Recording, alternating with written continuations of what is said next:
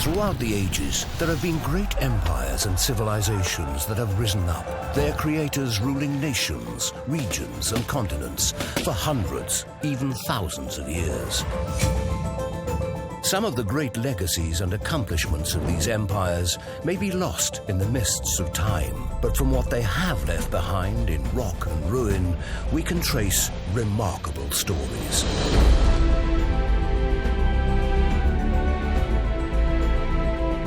In this episode of Empire Builders, we explore the historic legacy of three of Europe's greatest powers, the French, Russian, and Habsburg Empires, whose royal palaces, cathedrals, and other great buildings of the 16th to 18th centuries are some of the world's most remarkable and spectacular cultural monuments. We have to remember that the Habsburg dynasty is probably the most successful European dynasty. It's there for about 500 years or more. It easily outstretches the French and equivalent Russian dynasties. Russian rulers are as wealthy and powerful as the monarchs of France or Britain or Austria-Hungary. It's probably really not a very sensible thing to work out a league table of the great cultures or great civilizations and the impact they've had on history, but were one to do that foolish exercise, certainly France would be up there, no question of a doubt.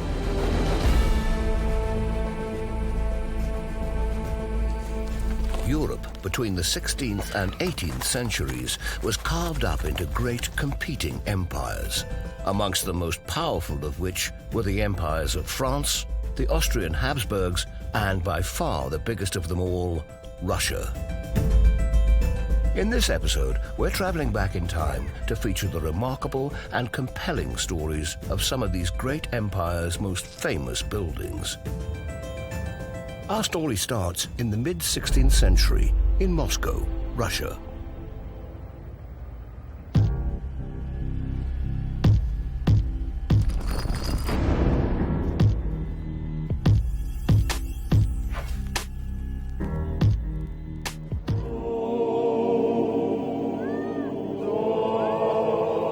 Located on Red Square, just outside the Kremlin, St. Basil's Cathedral, with its spectacularly colourful domes, is one of Russia's most iconic buildings. St. Basil's was built in the mid-16th century by Ivan IV, otherwise known as Ivan the Terrible, just after he proclaimed himself the first Tsar of all the Russias, a title adopted by all his successors until the Russian Revolution in 1917. Ivan the Terrible had originally ruled just the small state of the Grand Duchy of Moscow, but as the result of a series of great military victories, in particular over Kazan, Moscow's biggest rival, he greatly expanded his territory. This cathedral was erected by the order of Ivan the Terrible after the Kazan campaign. In 1552, we captured Kazan, and he decided to construct this beautiful cathedral like symbol of our victory over Kazan. Until the beginning of 17th century, it was the highest building in Russia. A bird's eye view gives the best idea of the cathedral's unique design. Surrounding the highest central spire are the remarkably colourful domes of 4 chapels at the cardinal points, north, east, south and west, with other smaller dome chapels in between. Inside the cathedral, a maze of colourful corridors connect the various chapels. Many of these are dedicated to saints whose annual feast days happen to coincide with the days when the Kazan campaign's most important battles took place, and who were therefore presumed to have assisted and blessed Ivan the Terrible's great military victories.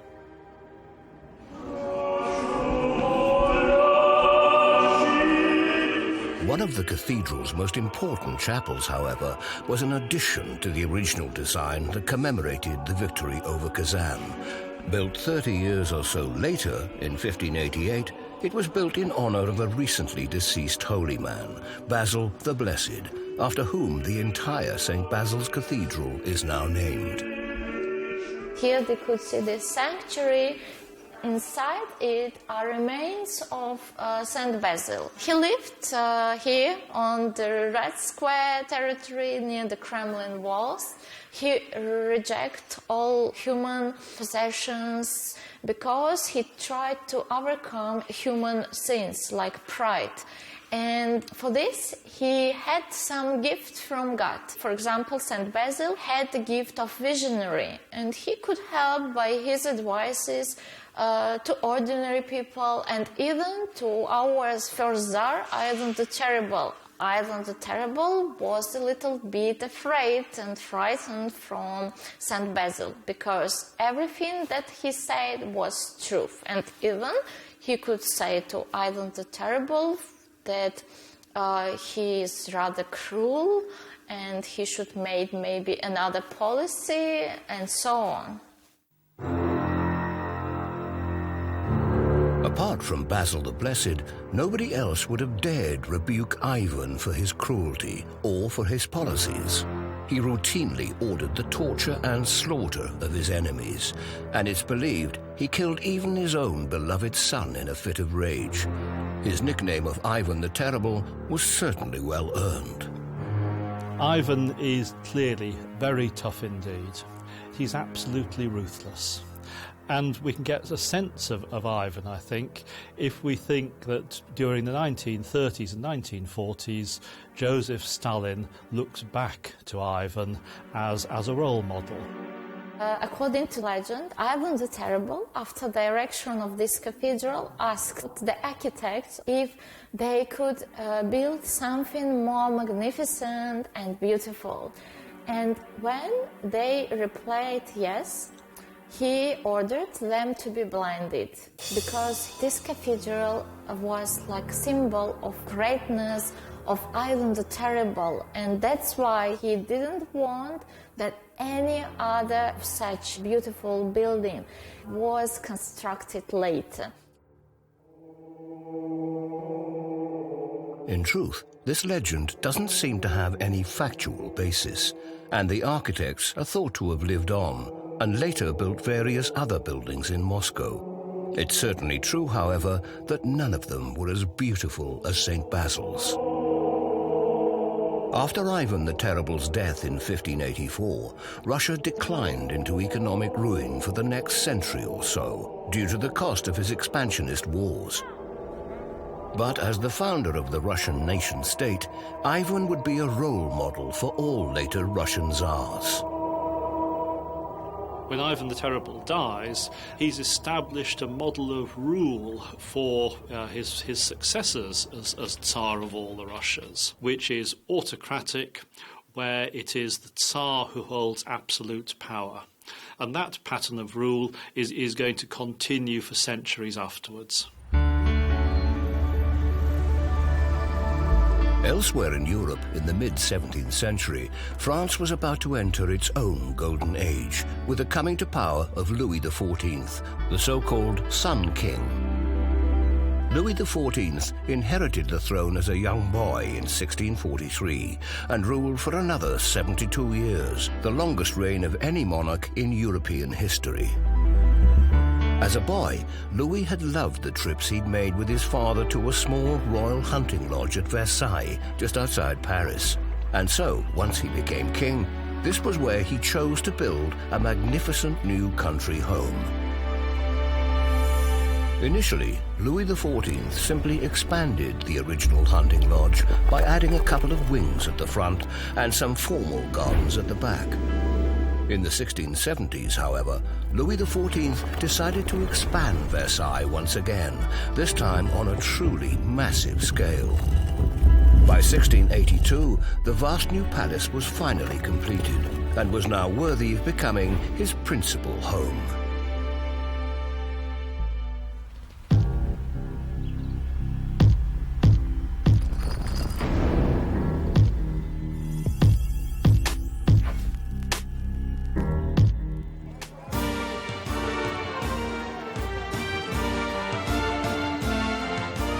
Located just over 10 miles outside Paris, the extraordinarily grand scale of Versailles was specifically intended by Louis XIV to visibly demonstrate the French monarchy's huge power and wealth. This was important because from 1682 onwards, it became not only his principal home, but also the seat of the French government. It's interesting to reflect why he should have wanted to build a palace outside of Paris. He had a perfectly serviceable, in fact, a rather brilliant palace in Paris, which was the Louvre. But Louis XIV doesn't seem to have felt very comfortable in Paris. So putting himself at a distance from the people of Paris, who have a reputation obviously for being turbulent and later revolutionary, was definitely one possible reason. But I think also he just liked, he liked the model. He liked to be himself, the centre of attention, the centre of a world that he had constructed, really. Remarkably, the palace is said to have over 2,000 rooms. Of all the rooms, the largest and most spectacular is the palace's dazzling main reception room, the Grand Gallery, otherwise known as the Hall of Mirrors. Astonishingly, it's 240 feet long. Certainly the most famous room in all of France, over the centuries it has hosted numerous great state occasions, including the signing of the treaty that first recognized the independence of the United States of America, and the Treaty of Versailles, which ended World War I. The room's magnificent mirrors, of course, are its most famous feature. Louis XIV was very proud of his mirrors because there is 357 mirrors, and it was very difficult to make so big mirrors at that time. So Louis XIV sent spies to Venice to know how to make these mirrors, but he wanted to have his own French manufacturers. So this Hall of Mirrors was a kind of like a showroom of the French technical abilities.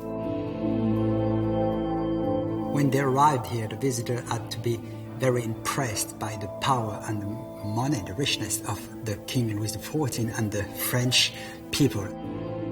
300 years after, it's always a symbol of France, Versailles. So Louis XIV succeeded with his dream of Versailles.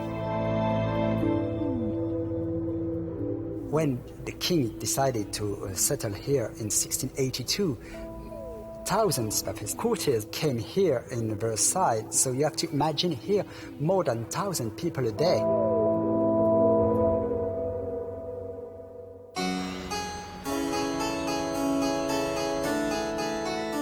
Cleverly, Louis XIV took advantage of the vast size of Versailles by insisting that his thousands of courtiers live here in the palace too, so that he could keep a close eye on them. The reign of previous French kings had been plagued by plots led by discontented members of the nobility.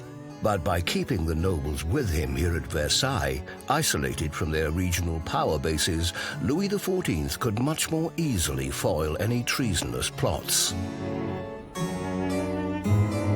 Right at the heart of the palace, beyond room after room of grand state apartments used for receptions and official occasions, were Louis XIV's so-called private apartments, centered around the royal bedchamber.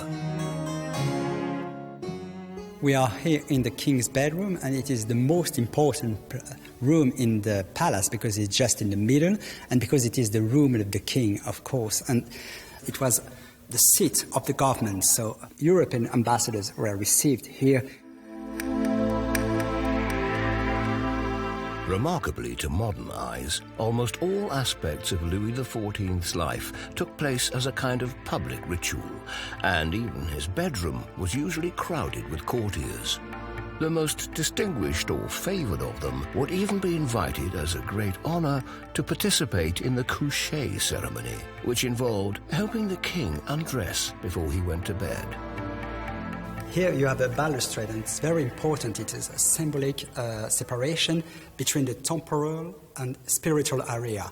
As the king was considered as God on earth, so only few people could enter and cross this balustrade. That is to say, the people the king wanted to honor for the coucher. It is what we call etiquette. Nowadays it's very funny to understand, but at that time it was very important. On September the 1st, 1715, Louis XIV died here in his bedroom, surrounded by his courtiers. On his deathbed, his last words to his successor as king were apparently, "I loved walls and buildings too much. Do not copy me." His reign, however, would come to be seen as a golden age, and later rulers, not just in France, but all across Europe, would try to copy the legacy of the so-called Sun King.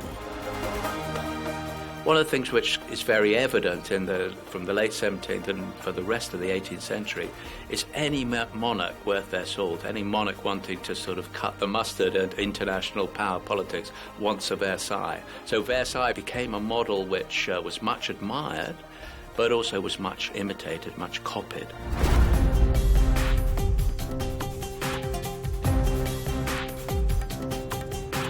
Far to the north of France, for example, where Russia's magnificent new capital, St. Petersburg, was starting to become one of Europe's grandest cities, the Tsars also aspired to enjoying the same level of luxurious courtly life as at Versailles.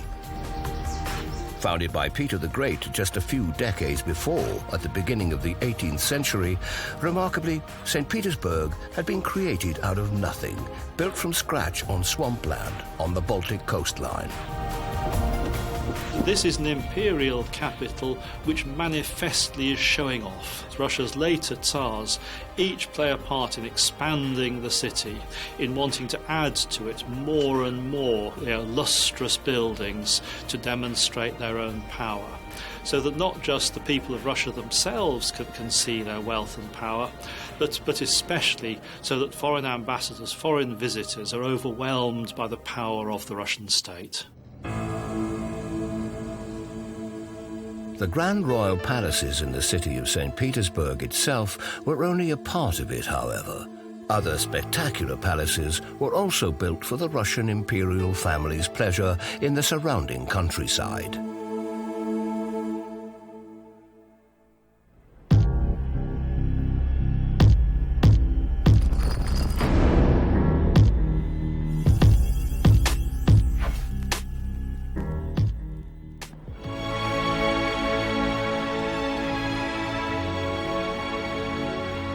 Located 20 miles or so out of St. Petersburg, the exquisite Catherine Palace, as we see it today, was built in the 1750s by Peter the Great's daughter, Empress Elizabeth I, for use as her summer residence.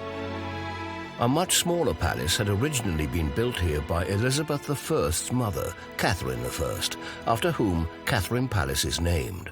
But once Elizabeth inherited the throne in 1741, she ordered its demolition in order to create this supreme pleasure palace on a much more ambitious scale.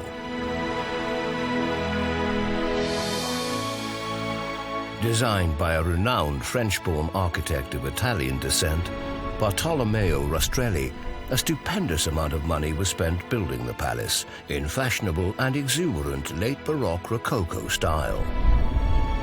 With money no object, the vast new palace, although over 1,000 feet long, was completed in just 4 years. Elizabeth spends more than 6.5 million rubles of the Russian state budget on this palace.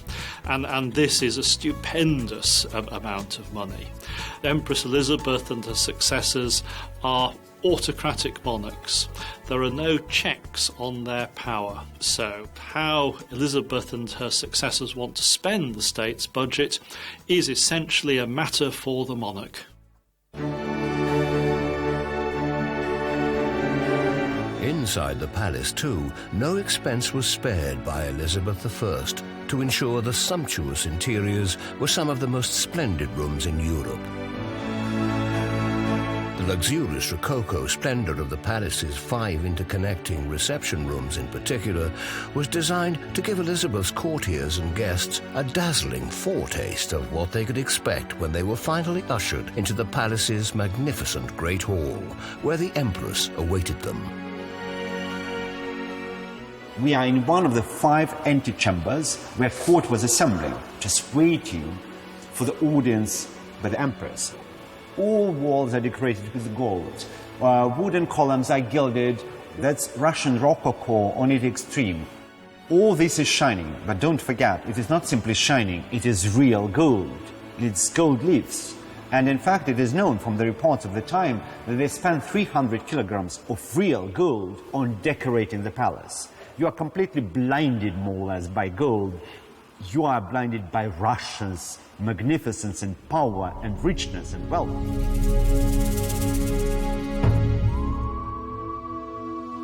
But if you think that this room was already climax of the palace, high point of it, you are wrong. It is just the beginning.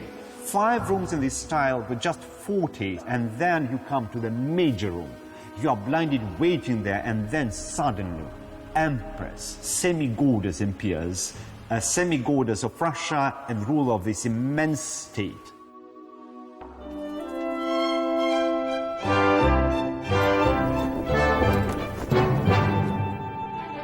The enormous Great Hall, where Empress Elizabeth and her attendants greeted her guests after they'd made their way through the antechambers, occupies the entire width of the palace and is over 150 feet long. Elizabeth loved a party, and throughout her reign during the summer season, she often hosted 2 extremely lavish grand balls every week here, with up to 1,000 guests invited. Just imagine, it should be not empty as it is now. It was filled with court, gentlemen in all their military uniforms, shining with gold embroidered around them, and then ladies in waiting in their best dresses. And then appeared the semi-goddess, Empress Elizabeth. But vanity of Empress Elizabeth was really unlimited. I mean, for example, when she died, they discovered something like 15,000 dresses in her wardrobe. An immense amount. Thousands of shoes, thousands of stockings. And in fact, she was using the dress only once for an important occasion. Never again for any important or even unimportant ball, just once alive. And then it was so that when she was coming to the ball, she was checking how all the others are dressed. And if some lady at the ball had a very nice dress, then it was quite typical for her. I mean, it is known, historical, it's not an anecdote. She would come to that lady and simply say, "Oh, my dear, you're so fantastically dressed tonight. Oh, you have such a silk. What a pattern. May I take just a piece of it as an example for my dress?" And then she was taking the scissor and cutting it out somewhere just in front. And then, as you can imagine, the lady has to leave because she had to be Empress Elizabeth, the very and only center of the event. Every time. She was really like an ultimate pop diva. She was Madonna of the 18th century. Elizabeth was certainly one of a kind, and her love of luxury and what today we would call bling led her to create the palace's most remarkable room. And here we come, in fact, in one of the most famous rooms in the world. That's Amber Room, because nowhere else you would see the room completely decorated with amber. Amber is a kind of fossilized tree resin, valued for centuries as a precious gemstone, and as it happens, most of the world's naturally occurring amber is found here in the Baltic region. Once the Amber Room was created here by Elizabeth I's architect Rastrelli, it rapidly became famous as one of the world's greatest wonders of interior design, which Empress Elizabeth loved showing off to her guests. The best moment was sunset, when really the sun was coming in, reflecting in the amber, and the whole air was colored with this warm orange color. And so that was like a rainbow, just the orange light in it. Miracle. And in fact, another miracle of this room is that what we see now is a reconstruction, because it was lost in the war. It was taken by Germans in the Second World War. In 1941, here in the siege of Leningrad, they took all these amber panels from the walls and they showed them in Germany, and then disappeared in 1945. And then complete silence. That's why in 1970s Russians decided to reconstruct this room, and so, as you can imagine, it costed tens of millions of dollars to reconstruct it using real amber from the Baltic Sea. And finally, 2003, it was completely reopened with a great, very generous sponsorship. And now we can enjoy this wonder of the world again.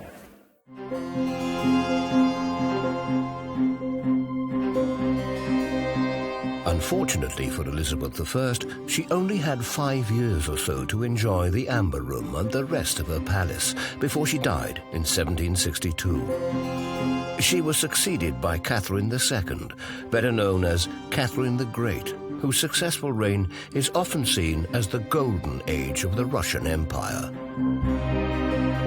Whilst Catherine's armies won famous military victories, greatly expanding Russia's borders, at home she was a renowned patron of the arts and architecture. Despite Catherine the Great's refined cultural tastes, however, it's undoubtedly for her sexual taste that she's best remembered today. In fact, when one thinks about Catherine the Great, first thing that comes to mind is certainly her lovers, to be honest. It's quite an interesting phenomenon because until she was something like 43, 44, she had not more than 4 boyfriends. Her major man in her life was Prince Potemkin. He became like partner in ruling the country, responsible for developing ports, harbors, etc., navy on the Black Sea. But then he was clever enough, understanding that if he is busy there in the south, then she needs somebody. And better to supply than to be surprised. After a while, he was more or less supplying her with young guard officers Catherine was selecting, and then she was enjoying life with them. Life was quite regulated. It was in fact not so much of love life in this palace. It was really just probably hour and a half in the afternoon, 5 to 6 like that. They were picked and then abandoned. But then she was keeping their life extremely good. They got a full supply, serfs, money, all of them were supplied with huge country estates. She was looking after her former passions extremely well.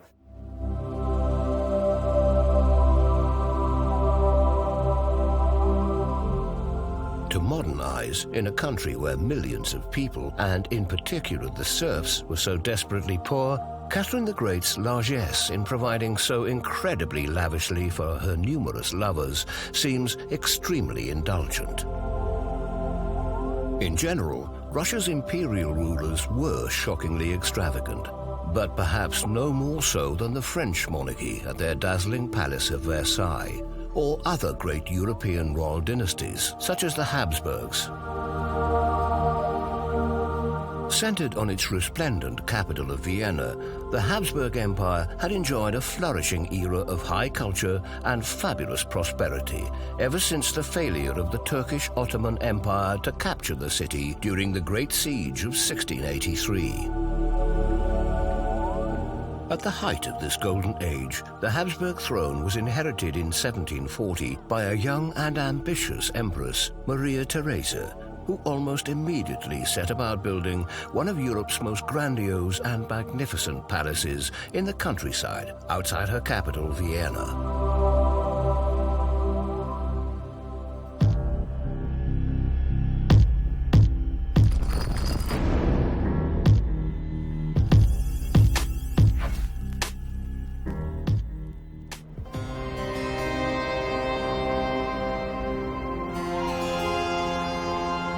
Before Maria Theresa inherited the throne, the huge country retreat she built here at Schönbrunn had been just a small royal hunting lodge.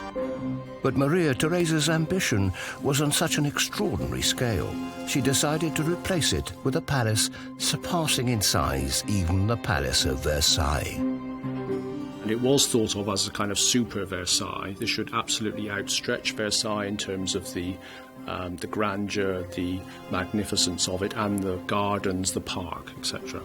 But when they got down to building it, they found that really wasn't practical, and so it's built on a rather more modest scale.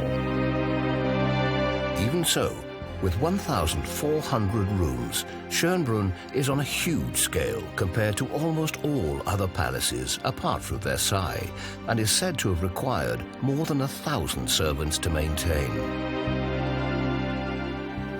This is the blue staircase of the palace. It was the official entrance towards the bel étage, the first floor of the palace. And here you see Maria Theresia.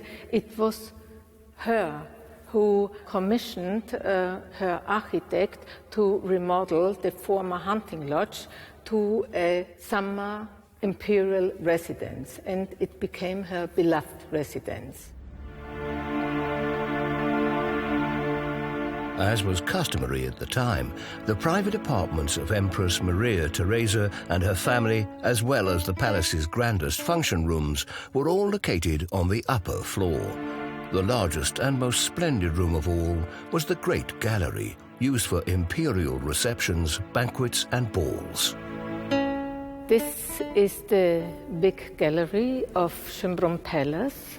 It's the heart of the palace. It's the center of representation of the Maria Theresian epoch. It's one of the most impressive Rococo style hall in European architecture. Every visitor to the palace came here, got a reception at the imperial couple. So it was very, very important to demonstrate power and the riches of the reign. The ceiling is filled with 3 fresco works done by the Italian painter Gregorio Guglielmi. And the topic of the paintings is the prosperity and the peace of the Habsburg monarchy. You can see in the middle, in the center, the imperial couple, Maria Theresia and her husband Francis I, sitting on a golden shield. Then on the right-hand side, you see Maria Theresia as Queen of Hungary, which was one of her hereditary reigns. All the countries of the empire are depicted with their characteristic products like agriculture or vineyards or trade. You have also the production of salt, which was very important for the income of the monarchy. Ironically, despite all the images depicting serenity and peace, the frescoes in the Great Gallery were actually painted during the late 1750s, at a time when the Habsburg Empire was engaged in bloody battle with almost all the other great European powers during the so-called 7 Years' War.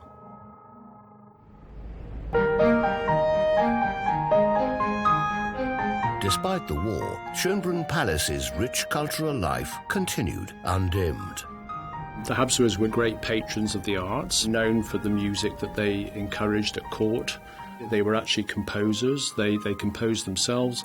It's known that Maria Theresa was an excellent singer, so she was very interested in music in that way. At the invitation of the Empress, it was here at Schönbrunn, towards the end of the war in 1762, that the 6-year-old child genius Mozart launched his musical career, performing for the royal family.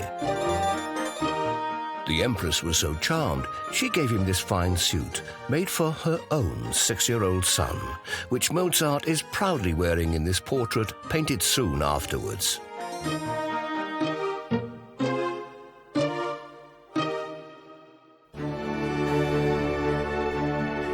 Empress Maria Theresa loved children, which is just as well, because she had as many as 16 of them. Amongst them was her daughter, Maria Antonia, seen here aged 12. She too was present at Mozart's concert, a remarkable meeting of historical superstars. A few years later, once married to the French king, she became famous all over Europe as Marie Antoinette. Maria Theresa sees it as her duty to produce enough heirs, and it was also part of her plan to marry her children off around the courts of Europe. She was constantly pregnant for about 20 years, producing as many children as she can, and she said that to her children when they grew up. She was expecting her children also to go forth and multiply as much as possible. Making diplomatic alliances through marriage was intended to help the Habsburg Empire prosper and grow. In particular, Maria Antonia's marriage in 1770 to the future king Louis XVI was arranged in order to help maintain the recently formed alliance with France, which had been so important during the 7 Years' War.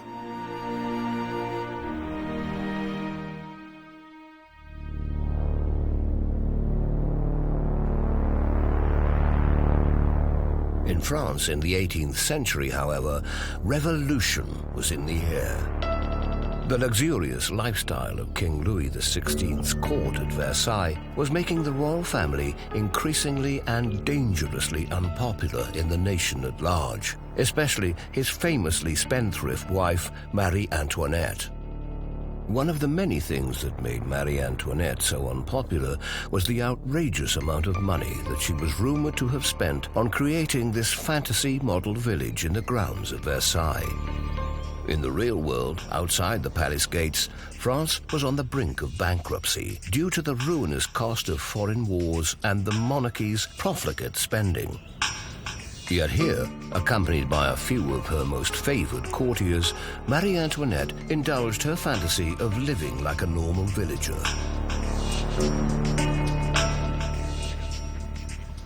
This is seen as expensive, fiddling while Rome burns in some ways, while the sort of problems of the country become more acute. They're just sort of play acting this sort of artificial world of frivolity out of Versailles. Of course, the way that Marie Antoinette, Louis XVI, and the rest of the French court was behaving wasn't that different to the frivolities and luxuries enjoyed by all European royal families over the past centuries. But by the end of the 18th century in France, public expectations had changed. There's a growing intellectual movement linked to the Enlightenment, much more rational, much more critical, a view of the way in which society and politics is organized. So this sort of thing, basically just doing what kings and queens have done forever in the past, suddenly is looking very different. And the sort of criticism that the king and queen are getting definitely reflects a change of perception, if you like, of what's going on as much as a change in what is actually going on. Isolated out here in tranquil Versailles from the rebellious public mood in Paris, it was Louis XVI's misjudged attempt to raise more money by introducing new taxes that finally sparked a full-scale uprising in 1789, the French Revolution.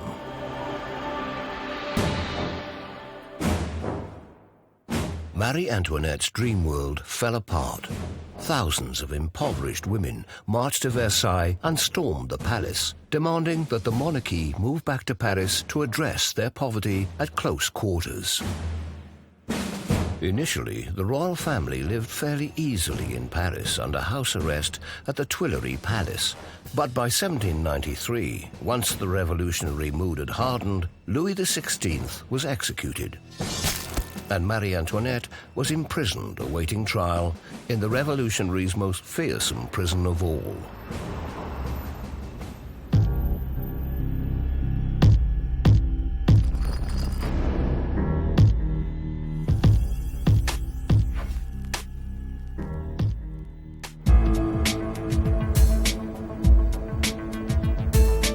Located on the Ile de la Cité in the middle of the Seine, the Conciergerie had originally been the main royal palace of the medieval kings of France. Inside the Conciergerie, little remains of the original medieval palace, except for the remarkable Gothic vaults of the Salle des Gendarmes, constructed in 1302 as a huge dining room for the king's 2,000 or more staff and servants. Ever since medieval times, the palace had its own dungeons to imprison the king's enemies, but its fame as a much-feared prison rests on the leading role it played during the French Revolution. Apart from Marie Antoinette, thousands of other political prisoners were incarcerated here while awaiting trial before the Revolutionary Tribunal. In 1793, when she's there, it's a sort of extraordinary sort of human zoo of suffering and extremes, really, because you've got very, very grim conditions for people, psychological mood of just, rock bottom morale. People are expecting to not to survive, essentially. Today, one of the rooms in the Conciergerie commemorates those who were imprisoned here during the so-called Reign of Terror that lasted from 1793 to 1795. In these walls you have the name of the more 4,000 people who have been judged by the Revolutionary Court. In red are inscribed the names of people who had been sentenced to death, and in black the names of people who have been condemned to prison or released.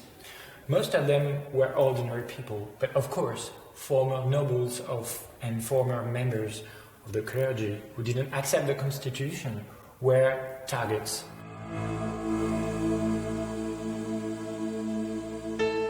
At the beginning of the Reign of Terror, the proceedings were quite just and democratic because the judges had to respect the laws, even if hard ones. But at the end, these proceedings became less and less just because the people who were judged by this revolutionary court couldn't have any lawyers, they couldn't defend themselves, so more and more have been sentenced to death. Before they were taken for trial at the Revolutionary Court, the accused were imprisoned in tiny cells like this one, which were often very overcrowded. In this kind of cell, you could get about 10, maybe 15 persons at the same time. You had to share with rapists, thefts, or murderers, so that was very uncomfortable for people. In fact, you had several cells. The poor went to modest and small cells with a lot of diseases, and it was very cold during the winter, while the wealthy could pay for some furniture, so a little bit comfort. The commanders of the prison profited hugely from this. As the Reign of Terror escalated, a prisoner might pay for a bed and be executed just a few days later, freeing the bed for a new inmate who would then pay as well. One person described the Conciergerie at this time as the most lucrative furnished lodgings in Paris. Surprisingly, perhaps, a significant proportion of those who were imprisoned in the Conciergerie were women. So we are now in the women's courtyard of the Conciergerie. This place hasn't much changed since the end of the 18th century. And at night, women used to sleep in their cells, but during the day they came here, gathering, walking, talking, washing their clothes, and eating, of course.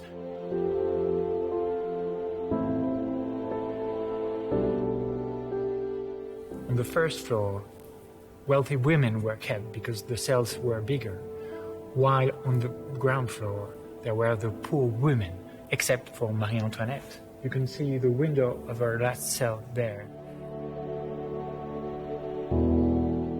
When they were sentenced to death, the women had to gather there at the bottom of this yard just before leaving for the guillotine. So that was quite dramatic because they could see the other women were themselves waiting for being judged before the tribunal court.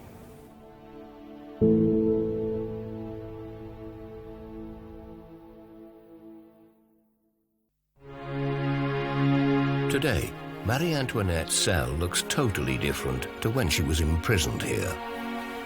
So we are here now in the expiatory chapel, which was built after the French Revolution, in honor of Marie Antoinette, the Queen of France.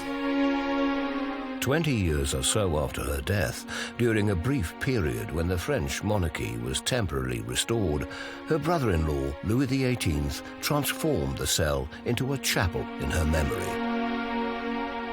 Behind me, there was her bed, and you can see on the walls that all is dark, all is very sad. You have some silver tears on the walls, and her initials M and A to remember that she sacrificed herself for the French nation. Marie Antoinette stayed a very long time compared to other prisoners here because she was a very special prisoner. In her cell you had 2 guards who kept an eye on her day and night, which was very difficult for a queen. Finally, after more than 2 months in prison, on the 14th of October 1793, Marie Antoinette was taken for trial before the Revolutionary Court. The trial of Marie Antoinette lasted 3 days long, which was very long compared to the other people's trial, because she was a very special prisoner. She was the former Queen of France, so Fouquier-Tinville, who was the Attorney General of State, had to gather all the proofs to make sure that her trial would be all right and would respect the laws, even if these laws during the Reign of Terror were very special laws, of course. Primarily, Marie Antoinette was accused of high treason for conspiring against the revolution and collaborating with the rulers of her native land, Austria, now France's enemy. But she was also charged, probably very unfairly, with more domestic crimes. She was accused of being a bad mother, an incestuous mother too. And in the French political culture, it made sense at that time because the king and the queen were considered as the father and the mother of French people. So accusing her of being a bad mother was the equivalent of accusing her of being a bad queen, in fact. Found guilty of treason, Marie Antoinette was sentenced to death and almost immediately taken from the court in an open cart through the streets of Paris amidst jeering crowds to be executed in the Place de la Concorde, then known as the Place de la Révolution. According to legend, she was bravely stoic as she faced her death. After accidentally stepping on the toe of her executioner, she apparently said, "I'm sorry, monsieur, I didn't mean to do it." Her last words before the guillotine fell.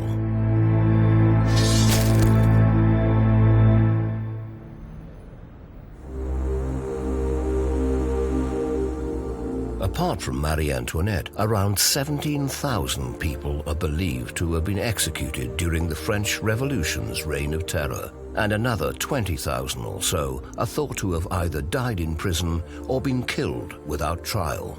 Nonetheless, the founding principles of the French Revolution, as outlined in the revolutionaries' famous Declaration of the Rights of Man, had a massive inspirational effect on the subsequent development of constitutional democracies across Europe and worldwide. Even today, the French revolutionary slogan of liberty, equality, and fraternity is still the French national motto. Of course, one of the French Revolution's greatest military leaders, Napoleon, would soon go on to betray many of these ideals and transform Europe in the process, but that's another story. Europe would subsequently be ruled by many other dictators apart from Napoleon. But the days when the kings of Europe could rule with absolute autocratic power would soon be challenged as never before.